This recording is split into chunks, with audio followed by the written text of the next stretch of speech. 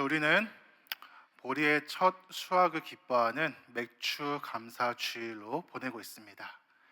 우리가 이런 감사절을 보낼 때마다 항상 마음에 기억하는 것은 무엇일까요? 풍성한 수확을 주시는 하나님께 감사하는 마음을 가지고서 우리 아버지 앞에 나아가게 돼요. 그런데 한편으로는 이런 생각을 해봤습니다. 정말로 풍성할까요? 지난 반년 동안 하나님께서 우리의 삶을 인도하셨고 오늘까지 이르렀는데 정말 내 손에 있는 수확이 풍성하다는 생각이 드셨습니까? 우리가 아무리 농사를 잘 짓고 씨앗을 열심히 뿌리고 농경에 힘을 써도 매번 풍작이 될 수는 없습니다. 어쩌면 우리는 그저 빈손으로 가지고 나아가면서도 하나님 앞에 이런 감사절의 시간을 보낼 때도 덜어 있어요. 어쩌면 이것이 우리의 냉혹한 현실인 것 같습니다. 오늘 본문의 상황 역시 마찬가지인데요. 오늘 본문 말씀을 보시면은 아브라함이 하나님의 부르심을 받아서 약속의 땅을 향했습니다. 그런데 그 약속의 땅에서 기다리고 있던 것이 무엇인가 하면 오늘 본문 10절은 이렇게 말씀해요. 우리 10절 말씀 다시 한번 같이 읽어보시겠습니다. 시작.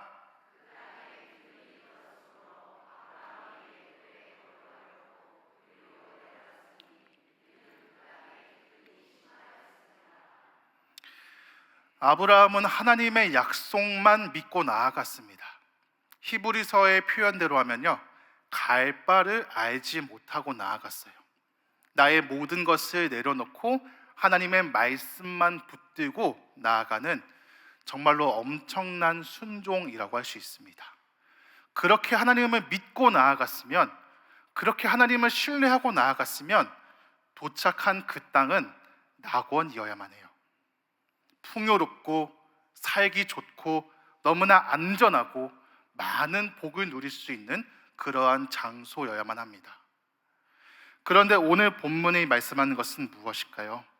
그렇게 헌신하고 그렇게 순종하고 그렇게 믿음을 다하여서 나간 그 도착지에 심한 기근이 들었다고 말씀합니다. 우리 한국 교회는 오랜 시간 동안 기복주의의 영향 아래 있었습니다.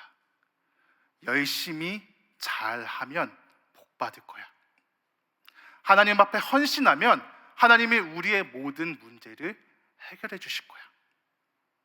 그렇게 열심히 신앙생활하면 반드시 성공할 수 있어.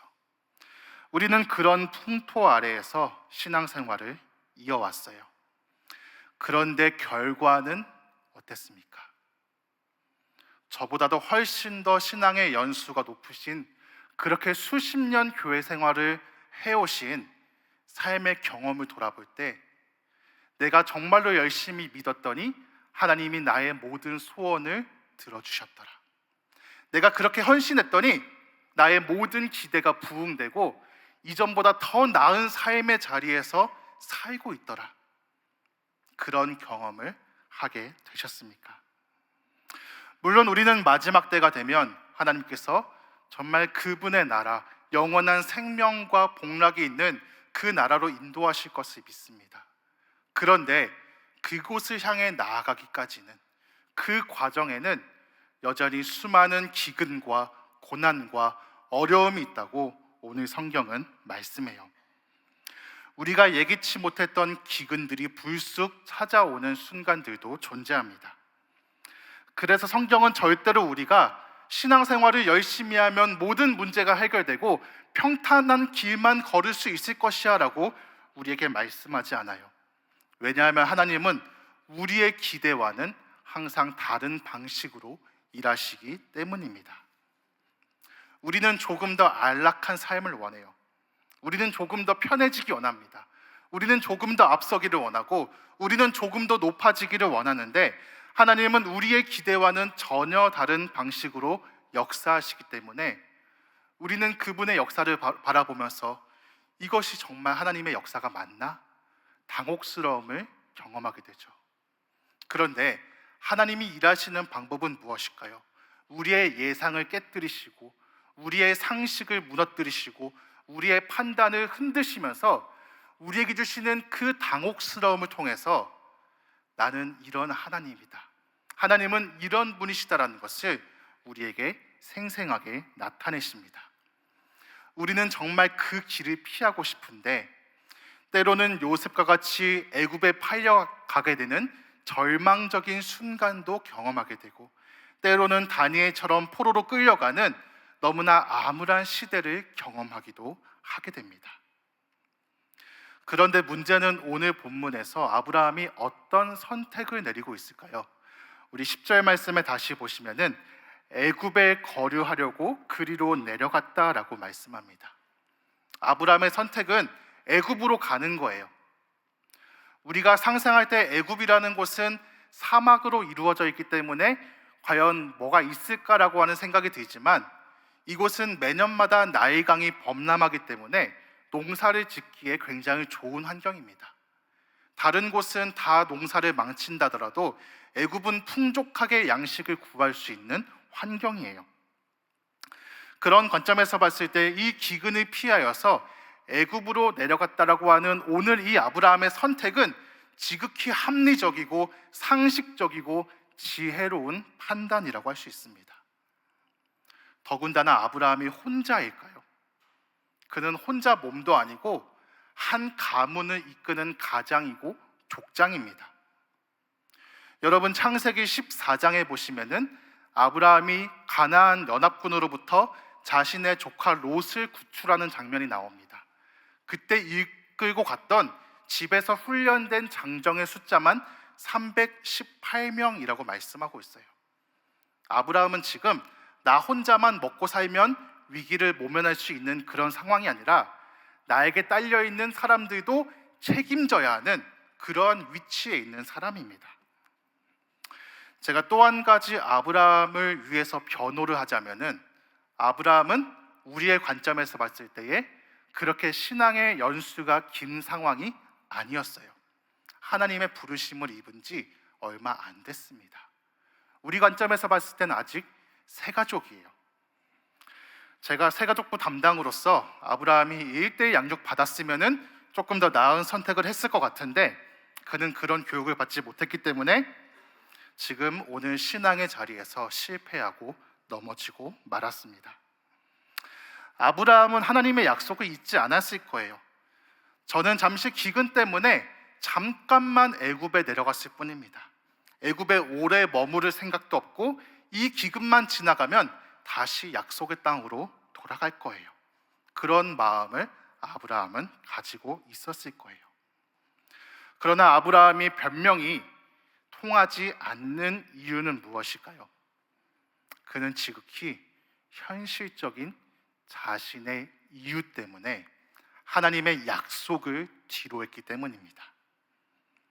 이제 믿음 안에서 부르심을 받았다면 그는 믿음의 방식대로 이 땅을 살아가야 해요. 그러나 여전히 아브라함은 갈대아 우르에 살던 자신의 옛사람의 모습, 옛사람의 습관대로 이 땅을 살아갑니다. 하나님에 속한 사람과 세상에 속한 사람은 동일한 방식으로 살아갈 수가 없는데, 세상적으로 볼 때에는 참 합리적이다, 상식적이다, 지혜롭다는 그런 생각에 아브라함은 빠져 있습니다. 아브라함은 은연중에 이런 마음을 가졌을 수도 있겠죠. 저는 하나님을 위해서 이미 다 포기하지 않았습니까? 저는 고향과 친척과 아버지의 집을 떠나서 하나님 앞에 내 인생을 걸었습니다. 어딘지도 모르는 그 땅을 향해서 믿음으로 걸어간 것이 저의 모습입니다. 그러면 잠시 피할 수 있지 않겠습니까? 그러나 하나님께서 이 기근을 통해서 보여주시는 것은 무엇일까요? 사실 약속의 땅으로 인도하신 것도 아브라함이 잘해서가 아니라, 아브라함의 공로가 아니라, 아브라함의 열심과 그의 믿음이 아니라 전적으로 하나님의 은혜였다는 사실입니다. 그러므로 이 기근이라는 것은 아브라함이 믿음이 없다는 사실을 보여주는 그러한 하나님의 자리이죠. 또 한 가지는 무엇일까요?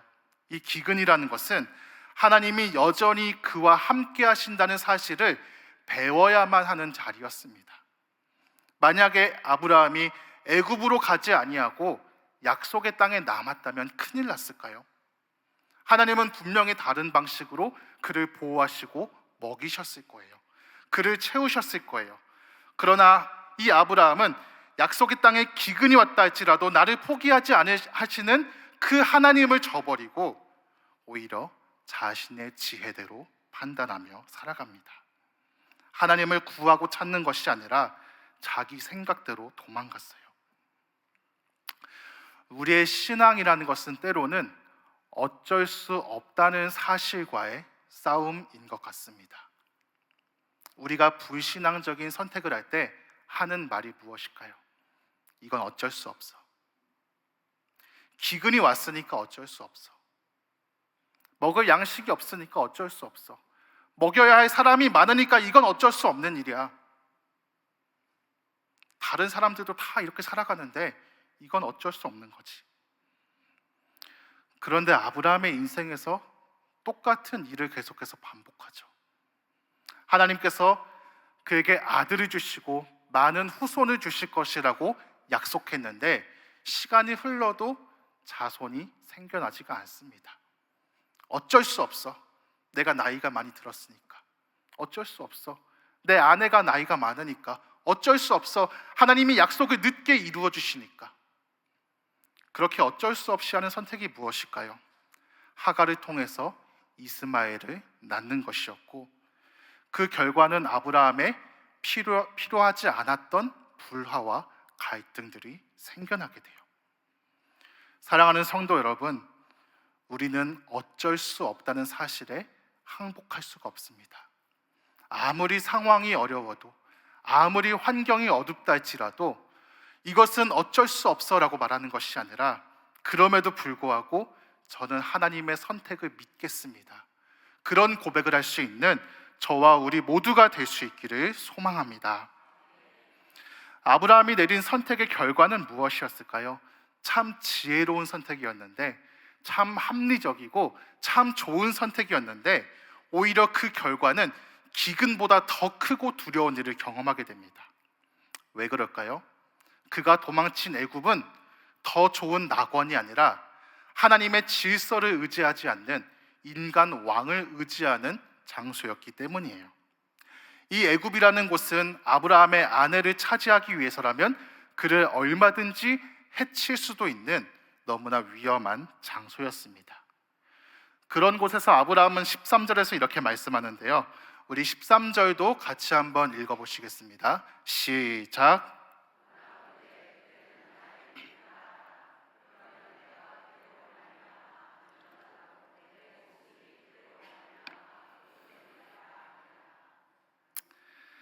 아브라함이 정말로 믿음의 길을 걸어갔다면 그가 어떤 말을 해야 됐을까요? 애굽이 아무리 위험한 곳이라 할지라도 우리 하나님의 도우심을 같이 구하며 기도합시다. 그리고 애굽이 아무리 위험하다 할지라도 나는 그대의 남편으로서 그대를 끝까지 지키고 보호하겠습니다. 그런 고백을 해야 되죠. 그런데 오늘 아브라함이 보여주는 말과 행동은 한마디로 부끄러움입니다. 아브라함은 수치스러운 모습을 그대로 보여주고 있어요. 누구보다 아내를 보호해야 하는 그 사람이, 심지어 이 사라는 하나님의 약속을 입은 여인이었음에도 불구하고 오히려 아내를 이용해서 자신의 생명을 구하려고 하는 수치스러운 모습을 보여주고 있어요. 어쩌면 아브라함은 이 장면을 자신의 평생의 기억에서 지워버리고 싶었을 것 같습니다. 이것이 보여주는 것이 무엇일까요? 믿음의 사람이 믿음으로 살지 아니하면, 믿음의 길을 저버리면 결국에 보여지는 모습은 수치라는 사실입니다. 부끄러움이라는 사실이에요. 우리는 사사기에 나오는 삼손의 모습을 너무나 잘 알고 있습니다. 그는 하나님의 뜻보다는 자신의 감정대로, 자신의 판단대로 살아갔지만 그 결과는 무엇일까요? 믿음의 사람이 믿음의 능력을 발휘하지 못했을 때 마침내 두 눈이 뽑히고 짐승과 같이 재주를 부리고 맷돌을 돌렸던 것이 삼손의 수치입니다. 아브라함이 잊어버린 것은 이 애굽 땅에서도 하나님께서 함께 하신다는 사실이에요. 그러나 자기 마음대로 상황을 예측하고 자기 마음대로 문제를 해결하려고 하는 이 모습은 어쩌면 이 땅을 살아가는 우리의 모습과도 상당히 비슷하다고 느껴집니다. 하나님의 목적과는 아무런 관계없이, 하나님의 부르심과는 아무런 상관없이 그저 내게 필요한 것, 내게 급한 문제만 해결하다 보니 결국에는 가장 가까이 있는, 가장 소중한 사람에게조차 상처를 줄 수밖에 없는 부끄러운 모습입니다. 그런데 오늘 말씀이 재미있는 것은 하나님이 이런 아브라함의 믿음 없는 모습을 보시고 그를 책망하시고 혼내셨을까 했을 때에 오늘 본문에서는 아무런 장면도 보여지지가 않아요. 오히려 17절 말씀을 보시면은 우리 17절도 같이 한번 읽어보실게요. 17절입니다. 시작.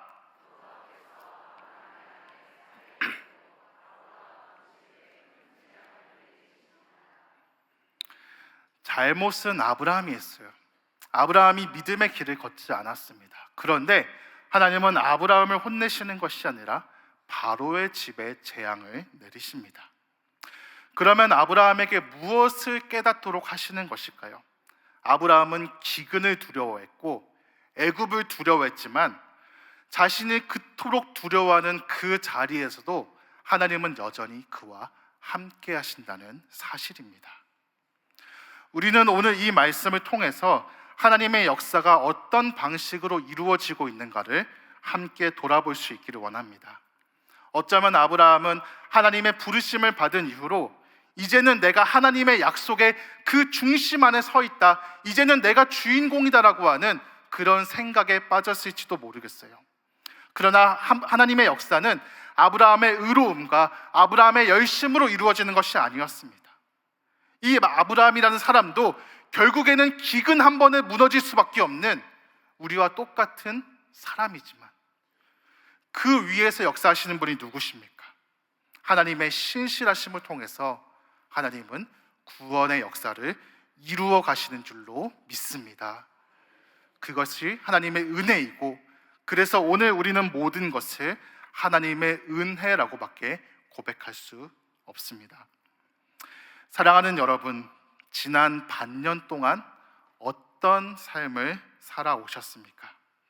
정말 풍성한 수확을 거두었다고 그렇게 고백할 수 있는 분도 계실 것이고, 어쩌면 저는 수확을 그렇게 많이 거두지 못했습니다라고 말씀하실 분도 계실 거예요. 제가 정말 열심히 섬겼는데, 제가 정말 열심히 헌신했는데 저는 지금 기근을 만난 것 같습니다. 그런 고백을 하시는 분도 계실지 모르겠습니다.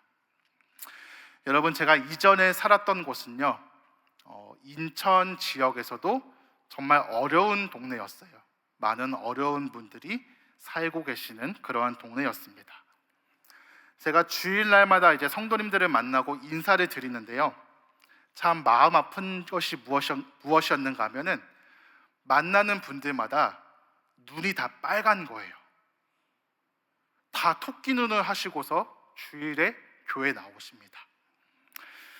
그런데 제가 그분들의 사정을 알거든요. 그분들의 삶을 알고 있으니까 낮에는 현장에서 정말 힘들게 일을 하시고, 그런데 때로는 너무 힘들어서 저한테 오셔서 지금 일자리가 없어가지고 너무 고통스러운데 어떻게 해야 되나요? 그러면서 밤에는 또 대리운전을 하시고, 그렇게 살아가시는 성도님들이 잠을 자지 못해서 주일날에 토끼 눈을 하고 눈이 다 빨개져서 그렇게 교회에 나오시는 거예요. 그런데 그분들이 교회에서 헌신을 그러면 적당히 하실까요? 근데 교회에 와서도 헌신을 너무 열심히 하시거든요. 너무 열심히 섬기시거든요. 차마 그분들 앞에서 내년이 되면은 좀 나아질 거예요. 그래도 조금 더 시간 지나면은 좀 좋아질 거예요. 하나님이 길을 열어주실 거예요. 그런 말을 하고 싶은데 그런 말이 나오지가 않습니다. 그런 말이 안 나오더라고요. 우리가 그런 삶을 살고 있다면 어떻게 감사할 수 있을까요? 매년마다 절기가 찾아오고 감사해야 되는 순간들이 다가오는데 여전히 우리의 삶에 기근이 이어지고 있다면 우리는 어떻게 감사해야 될까요? 방법은 한 가지밖에 없는 것 같습니다. 우리의 삶에 기근이 없는 것은 아니지만 그러나 이러한 기근 중에도 우리가 하나님의 나라를 바라보는 것입니다. 우리가 이 땅에서의 형통함이 삶의 목적의 전부였다면 기근은 우리를 끝까지 낙심시키고 우리를 끝까지 원망하고 우리가 끝까지 불평하게 만드는 그런 주제가 될 거예요. 기근은 우리에게 커다란 걸림돌이 될 것입니다. 그런데 비록 우리가 기대했던 풍성한 수확은 거두지 못했지만 그래서 아브라함처럼 내가 전혀 예상하지 못했던 기근을 만났다 할지라도 그럼에도 우리 입술에서 감사합니다라는 말이 나올 수 있다면 영원한 하나님의 나라와 그분의 자녀된 권세를 오늘 우리 모두에게 주셨기 때문인 줄로 믿습니다.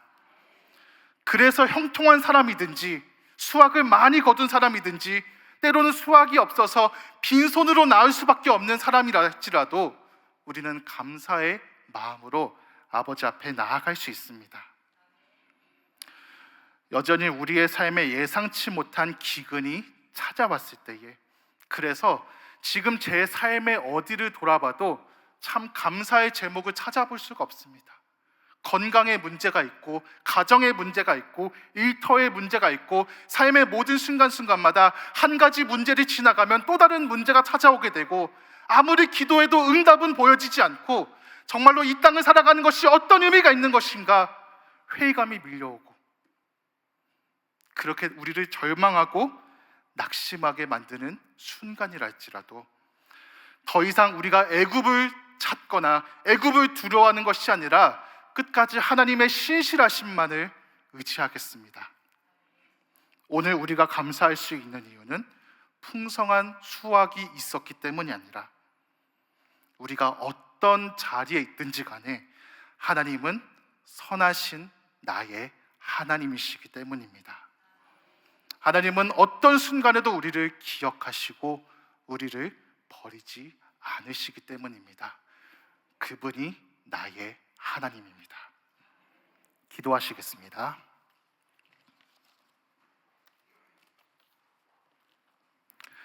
하나님 아버지, 우리의 삶의 모습을 돌아보면 참 어떤 순간에는 감사하기 어려운 순간들도 경험합니다.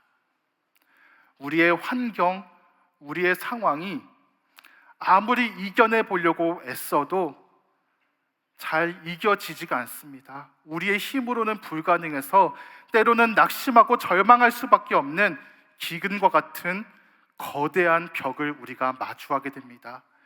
그럼에도 불구하고 우리가 애굽을 찾지 아니하고 애굽을 두려워하지 않을 것은 하나님의 신실하심을 믿기 때문인 줄로 믿습니다. 선하신 우리의 하나님만을 의지하며 나아가겠습니다. 주님께서 우리를 끝까지 붙들어 주시옵소서. 감사드리며 예수님의 이름으로 기도드립니다. 아멘.